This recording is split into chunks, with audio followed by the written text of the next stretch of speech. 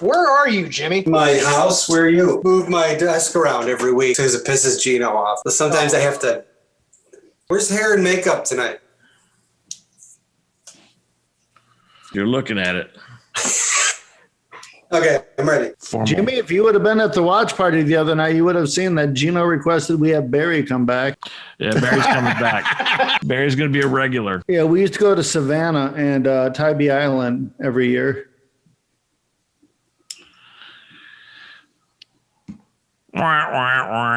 It's nasty. I had what Jimmy had on his ass on my fucking face at the dentist. They gave me the first shot of Novocaine, blew out a goddamn vessel. And all I know is I immediately felt like I had mainlined cocaine. The doctor's like, oh shit. And I'm like, what's going on? He's like, your entire face has just swollen up because I think you burst a vessel with that shot. And I had to spend like 2 weeks, half of my face completely fucking purple and partially swollen. That shit sucked.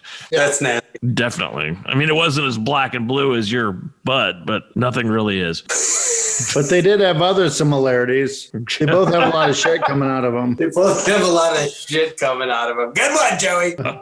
Good evening, weirdos, and welcome to yet another exciting installment of Livin' Cruddy with Cruddy Joe. I am Cruddy Joe, and here, of course, are my pals from the Getty Along gang. We have handsome Jimmy Mushroom Bottom, the full wizard Gino Royd Coffinberry, and our very special guest tonight is the rhythm guitarist for the second hottest band in the world, the most lovable curmudgeon of Mount Juliet. He is the raisin and Bo's oatmeal, the Fred to Jimmy's Barney, and the mayonnaise in Gino's potato salad. He is the one and only, everyone's favorite, McNasty. McNasty officially holds the record for most appearances on the Livin' Cruddy show. And best You're like the hat. Steve Martin of this show. We don't count. We had somebody else scheduled tonight. Our guest that was coming tonight is coming next week. That put For a the couple record, things Joe in motion, fucked it like the up. movie that we watched last night on Cast, and all the fucking research we did into that shit, if you want to call that research. But McNasty's on deck. Whenever we have a week open, we're gonna reach out to him first. You need to find out what's going on in the world of the Creeping Cruds. Jimmy has officially become an alcoholic over the last year. Does having a dozen different bottles of whiskey and bourbon count as being an alcoholic? How much have you thrown up from drinking out of those bottles? None. You're not doing it right, man. Don't have a problem. Like Jack Daniels and Coke, the classic, Lemmy cocktail, you know what I'm talking about? Well, to know, what is your new favorite that you found in this exploration you've gone through? Bellmead Reserve. It's 108.3 proof. Very tasty. That's some good stuff. They got a couple of good ones. Good. And we're going to have to retain a lawyer for future DUIs with you guys. I always prefer the selections from the very exclusive Boone Farms.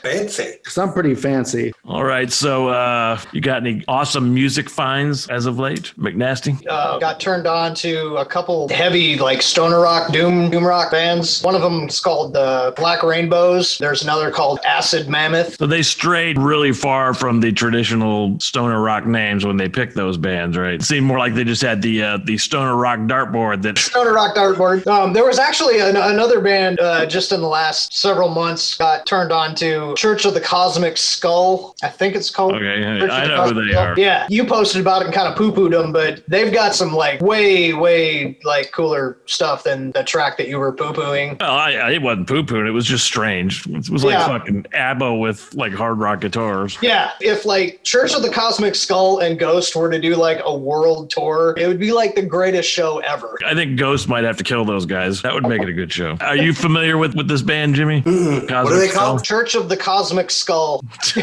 Where is that from? Church of That's Misery after is we pretty cool. revive my rap outfit. Yes. Oh, Diamonds Are Forever? That's not the name of it. Diamonds in the Rough, yo. Yo. Represent, yo. Keep it street. All I listen to is the Gino Royd Experience. That's all anybody should listen to. That's right. I got a message from the new guy on the... Bob McCready? Yes, yeah. I guess he likes the JRE CD. That whole JRE CD was a fucking just trying to salvage some music that I had worked on for a while and felt like either I just give up all this music or put it out as is and just bite the bullet that somebody might listen to it. All these unfinished tunes are now people People love that shit. Constantly get people contacting me about that record. Well, there's a lot of shit was going on back then that we were doing this or that. There was a lot of avenues for music at the time. Right now is a completely different deal. I don't know what to expect. Yeah, I don't either. When we start playing again, I honestly don't know if there's any venues that we can go to say, hey, we're going to be ready to do a show. Can we play? What's still open now? Anything? I know the Pond is booking some. Well, didn't the Pond come out and say we're not doing like hard rock shit? Yeah, basically. They put that post out that they're no longer going to book loud, obnoxious bands. But as far as Nashville goes, I mean, the End, is that going to be a thing? I hope so. Wasn't he begging for money to save the place or something? Yeah, I gave him money. There's been one specific for the End. The End is a question mark. What about Springwater? Jesse actually posted something a couple weeks ago that things were still looking hopeful as far as Springwater goes. What about the brewery? Little Harpeth? I don't know how much of a hit they took in the tornado last year, but it went right by there. Yeah, they took some damage. Devin's not even working there anymore, so I don't know. What about Bridgestone? I know your status has gone up, Joe, but are you saying you can get us into the Bridgestone? Now that you're a fucking celebrity, Joe? Yeah, I'll pull some strings. Hey, that'd be great. So in all reality, it looks like there's a potential that we could bite our way into the Springwater. I have a feeling that the End is like, man, I don't know. What about the Muse? I'll fire up my time machine. Really? I didn't know they were defunct. Okay. Did you guys see the post, I don't know, it was a month and a half ago about just bum rushing the parking lot at Domino's and just setting up a show in the parking lot and just show up and just play it? To go in the future, we're just going to have to show up with some shit and play wherever we can. I had an idea that we could get like a large box truck and we could just load all the shit into the box truck and you back the box truck up at Kroger or Domino's, fling the door open, play 3 or 4 fucking songs and slam the door shut and whoever's driving takes off with everybody in the back. And then we hit the next spot on Broadway, fling the door open, rock a couple fucking songs, slam it shut, then head off. Let's do it. And if you have to be incognito, just wear big fake mustaches. I have a big fake mustache. Me too. You can put some milk on that and let the cat lick it off. He's got the 14-year-old dirt stash. Best I could do. We'll need to get creative with playing out or... I like the box truck idea. I kind of dig the box truck idea too. Well, the We need box to get a truck couple idea generators. will work until we end up in jail. Which is pretty rock and roll, though, so that's okay. Get across the county line, they can't touch us. We made it all the way to Williamson. Have you guys ever played the Exit In? Several times. Yeah, we played there. Well, either way, the Exit In is not a place you can just call up and say, can we play there? No. It's a favor for them to allow you to play there. It's never like I mean, we could probably do a horror hootenanny there, but the last time Dr. Gangrene and I put in to reserve Exit In 2 months prior to the show, they called us and said, well, there's some other thing going on. They're going to pay us more. So your shit is scratched. I remember that. That's the kind of shit that can happen. But to be fair, that same shit has happened at the End as well, too. So when we resume practicing, do we feel like we have enough existing stuff to go straight into rounding that up and then putting out a record? Or are we going to spend like the next 15 years? We're all basically too old to carry guitar. I mean, we've got enough material. We could do another We've got record. enough material if we redo certain things, add in all that new shit that we were working on, depending whether we even like that new shit at that point, because it's going to sound different than it was. I don't know, 2-3 weeks or whatever. I've got a playlist. I've been playing along with all those songs. Jimmy, have you? No, God no. Jimmy's like, please somebody mention the songs because I don't remember which ones they are. I can play them. We can play them today if you want. I haven't been practicing along with them. And I haven't been practicing either. I haven't had fun. I've been doing this. This is the band right now is fucking podcast. Right. Just pick up your guitar and start playing them when we can get back in there after everybody's vaccinated up and all that shit. I'm getting my second vaccine on Wednesday, so I'll be ready to play. Nice. Joe officially will not be able to get sickle cell anemia. When I was in boot camp, I was surprised how many people had sickle cell anemia. I did not expect anybody to say that tonight.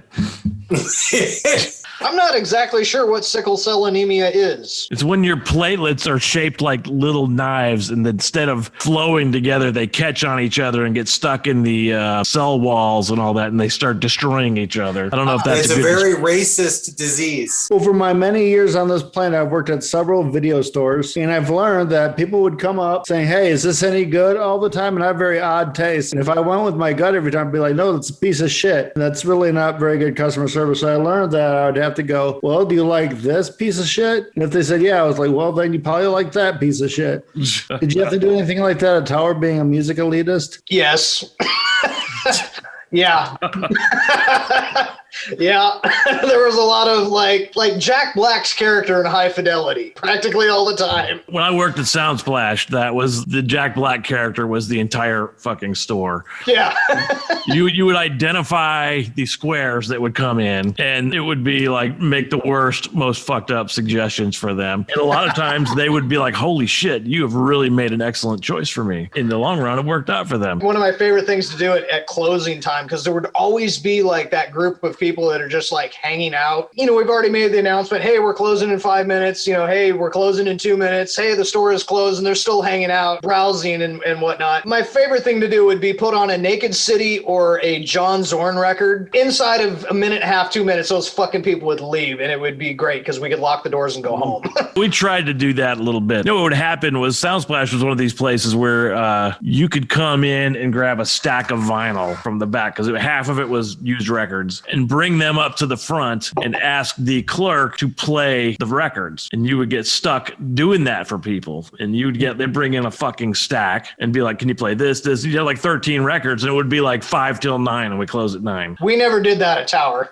Oh, gee, it drove me fucking crazy to do that shit. You know, we close at 9. I'm trying to get out of here so I can go do the night deposit, get back to my house and have dinner, get to bed, and go to work at fucking 5 o'clock tomorrow morning, and then come do this shit on my second job. And they would come up with like fucking Fleetwood Mac Tusk and fucking a bunch of horrible shit like that. And you would have to sit and listen. I would be in there for 90 minutes at a time sometimes, just listening to. Finally, there were at a certain time they get down to like, hey man, I've got to go. So we're closing up. Do you want these or not? You know, we're talking records that sold for like 99 cents a piece. So they would buy one record out of the 30 they demoed and then be like, well, I really would like to check out some more stuff, knowing they probably would have spent another 99 cents if you spent 2 hours there. So it's a fucking frustrating deal. Did you ever get anybody come in your store and ask for Stand By Me by The Clash? Oh, you mean Train in Vain? Train in Vain, right. Oh, okay, yeah. I didn't know. I thought you were talking about like the movie. No. Do you have Stand By Me by The Clash? You mean Train in Vain? No. Stand By Me by The Clash. Right. Oh, yeah, you get that kind of shit all the time. No. It's Stand By Me. No, I don't think you know what you're talking about. Okay. And turn around and walk away.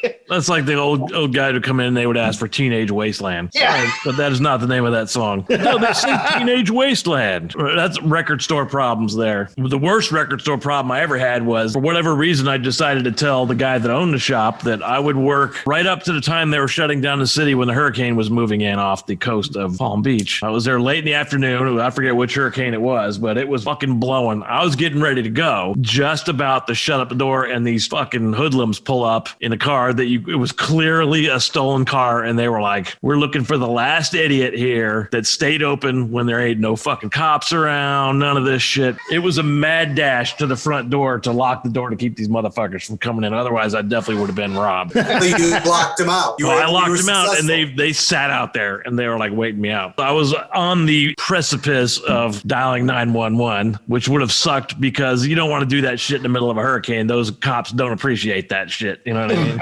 They're like, dude, sorry, you're on your own. It very well could have been that, because there literally was no cars on the road, not on Okeechobee Boulevard. I learned my lesson then not to volunteer for hurricane duty. Me at the video stores, how these assholes would come up with the fucking worst movies in the store asking if I recommended them. And I have to try to keep a straight face, and I'm like, well, would you like me to come around the counter and kick you in the balls? Do you recommend that? Well, if they came up with a horror movie, I could at least give them alternatives. And I was the sweetheart of the store. What are you talking about, sarcastic assholes? Shit. Joe the sweetheart. Yeah, I'd have people come in and ask for me, hey, where's that big nerd who always helps me find movies? It seems like so long ago, though. What year were you working video stores? It would have been between 95 and 99. So at the end of it, like right at the very end. Left after that was Blockbuster. Mostly was during my time in the Navy, because it was my second job a lot. Defending the country and saving the videos. That's right. What was the most offensive rental that you had to be asked about? It was always like the new release shit. I mean, someone could take a shit and put it on the counter, and as long as it just came out that day, someone would fucking rent it. Yeah, and these stores didn't even have things. The fuck kind of store did you work at, man? That's what I'm saying. Yeah, what the hell? Well, fortunately for them, I wasn't aware of things yet, or I would have been raising a ruckus. If you weren't in the Creeping Cruds, which band would you like to be in ideally? Like even on a fantasy level? Oh, I guess that. Either AC/DC or Cheap Trick. Well, you could make that work with AC/DC. Cheap Trick is probably a long shot because the only way you get in is if Rick is dead or you want to play the 12-string bass or how many fucking strings that is. So step one, kill Rick. God, how terrible would that be to kill Rick? That would be pretty terrible. I mean, That would be like that would be a crime against humanity. the universe. Okay, for the inevitable forthcoming McNasty biopic, who's going to play McNasty? Eric Stoltz. I would go more with Eric Estrada. Eric Estrada. Hang on, I'll tell you the guy's name. Pancho Moeller. The McNasty actor, and his name is Mason Reese. Is that the deviled ham guy? It might be. What about Peter Dinkle? I think he's Hervé Villachez. Yeah, that's the deviled ham guy. No, you're not round faced like him, but Well, the beard hides it, so. this is for the later on, after Chris gets way into those whiskeys and all that. Then they bring in Mason Reese to play the older McNasty. Was that BTS who said Peter Dinkle? Lloyd Kaufman said, but he didn't say Peter Dinkle. He said like Peter Dingle. The Toxic Avenger, and they've cast Peter Drinkle. Or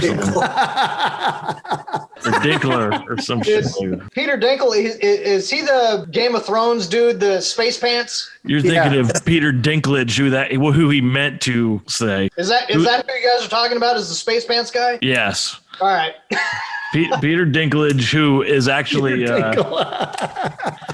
that guy's got huge game. It doesn't matter that he's a dwarf. Oh yeah, no. The girls love that dude. Great. Yeah, he's also a great actor. No, he's good. That's somebody I would definitely like to meet and hang out with. He seems like he would be a cool guy. Yeah. Okay, if you were to assassinate Jimmy Buffett, what weapon would you use? A parrot. Where did that question come from? I'm keeping it fresh, man. What are you talking about? The only Jimmy Buffett song that I, outside of Margaritaville and that I can, Or Sugar Walls, Jimmy Buffett's Sugar Walls. Oh my God. Sugar Walls. That was written about Jimmy's mom, wasn't it? You can let him say that, Jimmy? Yes. I once wrote a very disparaging article about Jimmy Buffett, and someone linked it on the Parrot Heads message board. I got a lot of love letters. Nice. We need to find a new character that we ask people to do impersonations of. I think Gene Simmons is an interesting one if you know how to do it, but most people don't know how to do Gene Simmons. I mean, outside of going, Can any of you three do a Gene Simmons impersonation? Jimmy's got one, I know it. I know he does a Paul Stanley. Can we fit a Kiss logo on that? Why are you puckering your lips? Is that what he does? It's my Botox Gene Simmons face. Anybody could do a Gene Simmons impersonation as they preface every comment they have with "Baby, baby, Baby, baby. get up," and "Baby, baby, that's quite a lot." For this week, we will skip the impersonation because we just had some killer ass Gene Simmons impersonations. We got some gold. There's some gold in there, Gene. Here's my notes, by the way. It was supposed to say Mason Reese, but it just says Monison, and then there's like 75 little circles that I drew while we were talking. is that your Paul Stanley backup lyric sheet? Yes. Those are my McNasty notes there. Be sure to ask McNasty this question and that one. Let me answer that. Jimmy, can you do any of Paul Stanley's stage banter? You don't like to taste the alcohol. What? Baby, baby. You've done this twice before, the music quiz, right? I believe so. He aced all of them. No, I didn't. Doesn't need any help from anybody. Let's allow McNasty to attempt to answer this shit on his own before we just blurt out the answer because we know it. Jimmy will probably know some of the. I keep saying that every week, and he never fucking. I know, knows. and I fucking fail every time. McNasty gets the question. He fields it. If he's not confident he can answer it, which I'm pretty sure he would be able to, then he picks who he wants. He gets one lifeline. So you got to make your lifeline choice count, or that's it. And then we can answer it afterwards. Joe could say, yeah, I know it. But if you've already chosen Jimmy or vice versa. Okay. So I will read some lines from a song. You tell me the subsequent line or the name of the song and the name of the band. Does that make sense? Yep. I have red text here that I can't read. I can't even make out these words. Hang on. Jesus. Here, do you want to borrow my glasses? Who's your PA on this? Those fucking This is Coke bottles, ridiculous. man. No, I can highlight it and see it. All right, the first one is on your feet, feel the beat. It goes straight to your spine. Shake your head. You must be dead if it don't make you fly. What's the next line? Name of the band, name of the song. That is really, really familiar. On your feet, you feel the beat. It goes straight to your spine. Shake your head. You must be dead if it don't make you fly. Something is telling me Thin Lizzy, but I know that's wrong. I'll tell you that's close. It's not the right band, but it's very close. Is it an Irish band? I'm certain they played Ireland. Oh, that narrows it down. I would almost guarantee that this guy, the singer, would have jammed with Phil Lynott at some point. I'm going to feel real dumb. I don't know. Jimmy, do you know this one? Oh, no. Alice Cooper, maybe? I don't know. You're going to be so mad at yourself, I'm McNasty. probably, I already am. Him or me? I know Joe doesn't know. Don't tell me that you love me, Tusk. All right. The lyric is on your feet, you feel the beat. It goes straight to your spine. Shake your head. You must be dead if it don't make you fly. Don't sweat it. Get it back to you. Overkill by Motorhead. Told you.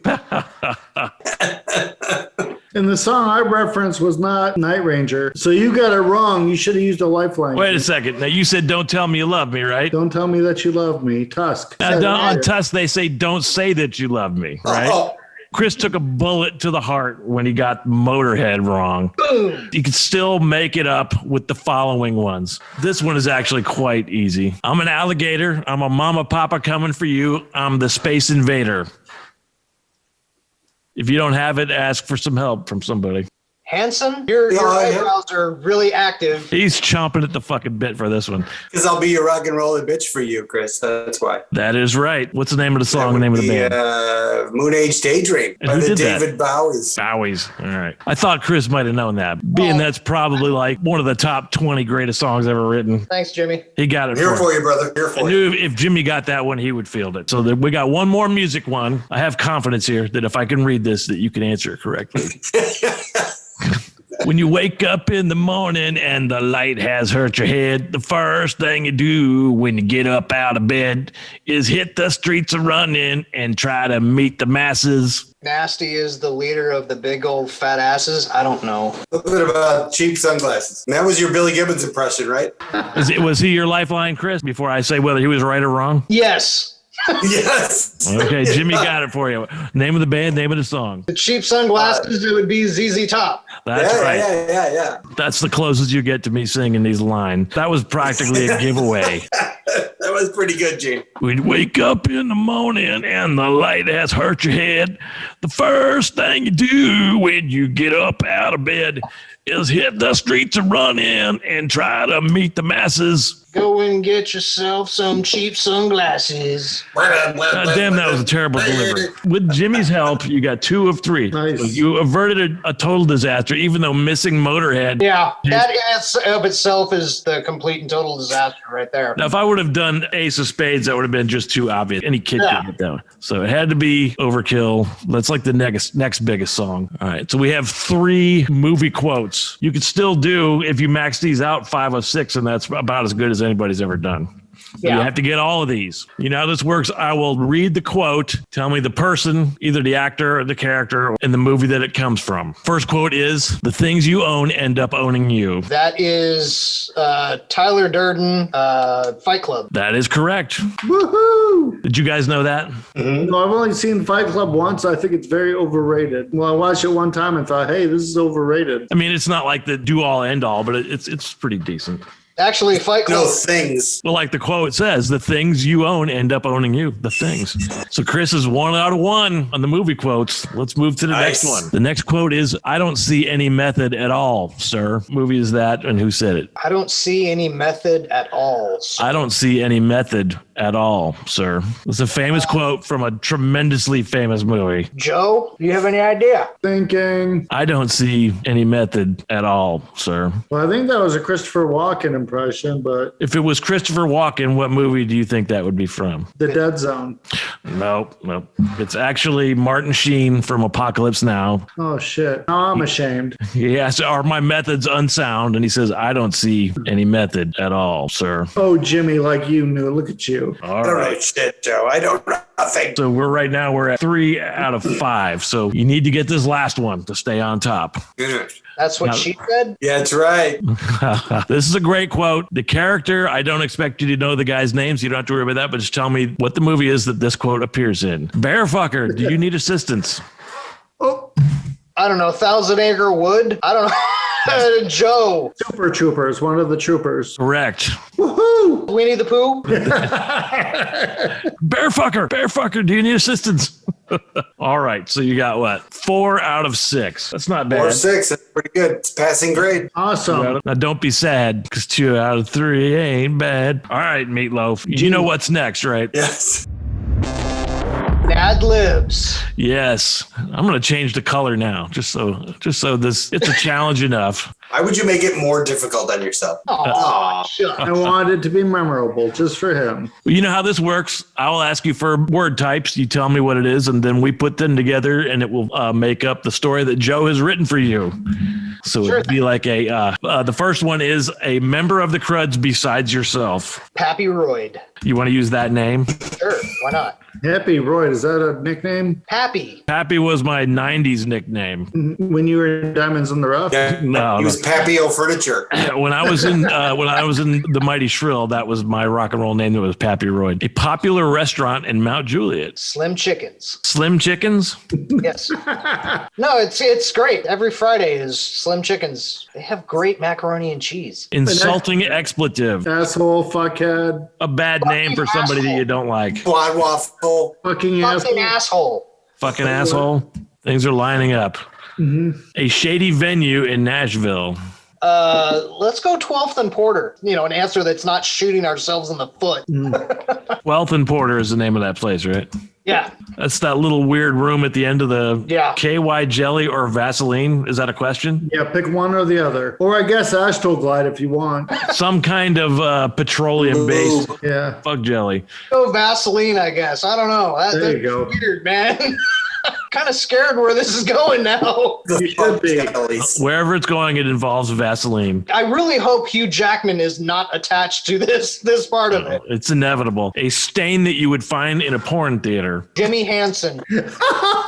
Type of fruit, plural. Bananas. Why does this feel like that was the appropriate choice? A type of sex toy. Fleshlight. You could have answered Jimmy Hansen for all 3 of these. A stain, a fruit, a sex toy. A plural synonym for idiot. Jimmy's Hansons. This is starting to sound like a very angry story. A type of instrument used in a high school band. Oboe. Oboe. Not an ebo, but an oboe. A synonym for asshole. Rectum. I think he was talking about a different kind of asshole, but that works too. Okay. Damn near killed him. A type of mythical wee folk. Mythical wee folk. Yes. McNasty. A bodily orifice. Ear canal. After bananas. Synonym for jackass. Mitch McConnell. An alcoholic drink for sissies. White Claw. White Claw? Oh, you're going to get fucking Bo all mad. Nobody's mentioned Bo this entire evening. Hi, Bo. We haven't forgotten you. Yeah, we love you, buddy. Yeah, you'll be the next one to do 3 episodes. All right, this one is called McNasty Follows His Dream. One sultry afternoon after a romantic dinner with Pappy Royd at Slim Chickens, the lovebirds begrudgingly went to band practice. After they got there, they discovered handsome Jimmy admiring his purple ass in a mirror. Halfway through the first song, Gino stopped the music to announce he was going to incorporate more keyboards into the Cruds music, so they will sound more like REO Speedwagon. And if you don't like it, you can go fuck yourself. After calling Gene a fucking asshole, McNasty quit the band. Staying true to his hard rock and roots, McNasty auditioned for his favorite band, the Spin Doctors. Due to his gnarly beard, bad hygiene, a poor fashion sense, the Spin Doctors took pity on McNasty and they let him join, but for no pay. Their first gig was at 12th and Porter. McNasty had to carry in all the equipment, then make sure the dressing rooms were fully stocked with Vaseline and butt plugs. I'm sure any of those petroleum-based things would have worked. McNasty had to then clean all the Jimmy Hansen stains off the seats in the tour bus. The opening band, Diamonds in the Rough, had to cut their set short after the audience pelted them with rotten bananas and a dirty fleshlight. Finally, the Spin Doctors took the stage, much to the delight of all the Jimmy Hansons in the crowd.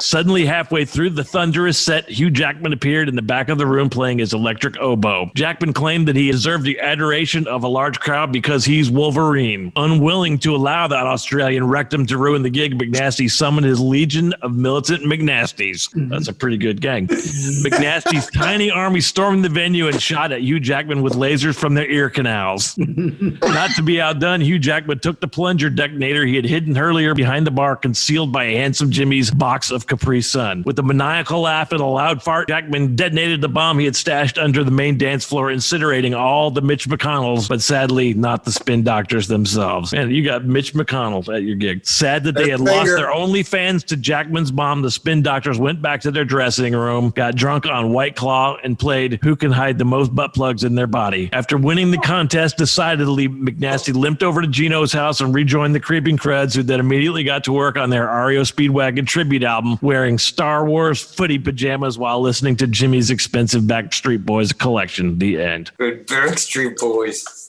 Are we going to have a Jimmy's Cruddy Cuisine this week? We are. Do we have a clip? Let's go to the clip. Hey, go to the clip.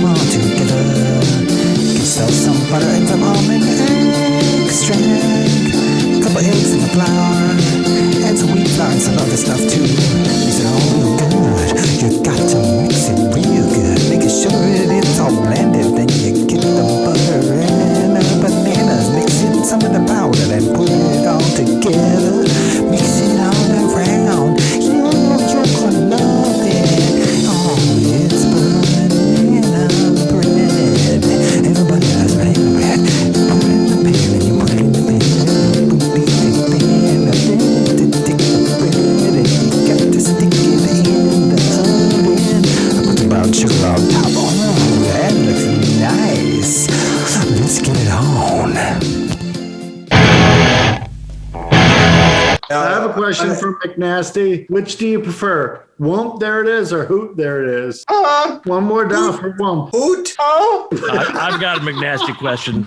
A valid, legitimate McNasty question. All right. If you could no longer play your red hollow body Gretsch, what kind of guitar would you want to get for the rest of your Cruds career to use? And it could not be another red Gretsch hollow body. I want my 59 Fender Jazzmaster back. So can I go with that? My 59 Fender Jazzmaster? I'm not going to keep you from going with it. All right. My 59 Fender Jazzmaster that I stupidly just like dumbassedly sold when I was 18. I want that fucking guitar back. There you go. McNasty has confessed that he wants one of the noisiest fucking clanky guitars in the history of guitars. 59 Fender Thighmaster. Yes, that's what I want. That man, that like seriously, like that's the true heartbreak of my whole life right there. Well, now we know what to get Chris for his surprise birthday gift. It's out there somewhere. The dude I sold it to sold it on eBay. What color was it? Well, originally when I got it, it was purple. What's your dream color for this guitar? I repainted it black. So what was black the serial Jazzmaster. Jazzmaster has the big square pickups, or does it have those little lipstick? No, it was the soap bar pickup. Soap bar thing. Okay. I know where it is. It's in the basement of the Alamo.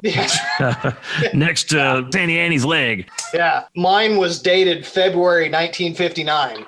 So it was one of the early ones.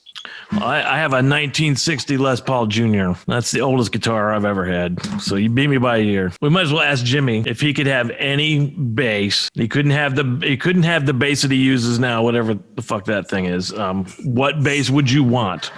That's a G&L? No, it's a Stingray. That's what I want. That's Music Man, Yeah, right? it plays amazing. Plays great. It's got nice tonal control, or at least the illusion of tonal control. So the one you already have is the one that you want. And that's usually how I roll. Before this, it was the Fender Jazz Bass that I've had since 1989. I bought both of these guys guitars, and apparently I got the wrong one each time. No, I love that God damn Thunderbird. it. That one's fun to play too. But the Stingray is my new. That's like Jimmy, I'll take the other one back. no. We'll trade it in for Take food. backs. Don't take backs. Well, then the next time I know to get you one of those Stingrays It is nice. It plays great and it sounds good. and a Fender. And it looks. That would be the only cool. time I It's ever more bought a important Fender. than everything. Bunch of fucking Fender nuts on this goddamn group. All right, who wants to ramp Vinny's Monster Minute? Let's go to the club.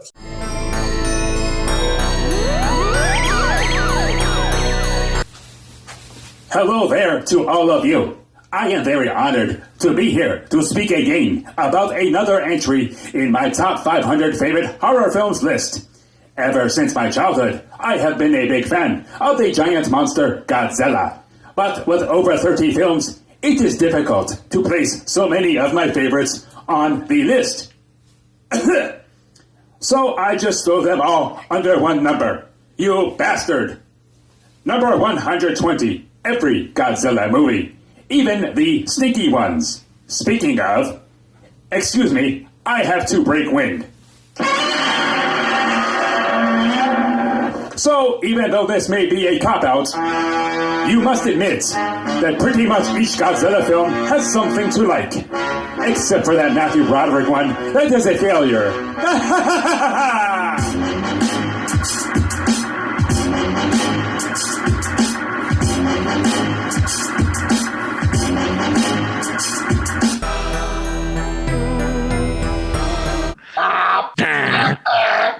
Well, that's all we got for this episode, weirdos. I want to thank my pals, the Getty Along Gang, Handsome Jimmy Hansen, and the full wizard, Gino Roy Coffinberry, and his toy. And we would especially like to thank the number one crud, McNasty. Thank you, sir, for coming back once again to waste your time with us. Hey, thanks for wasting my time too. If you don't like it, you can go fuck yourself. That man, that like seriously, like that's the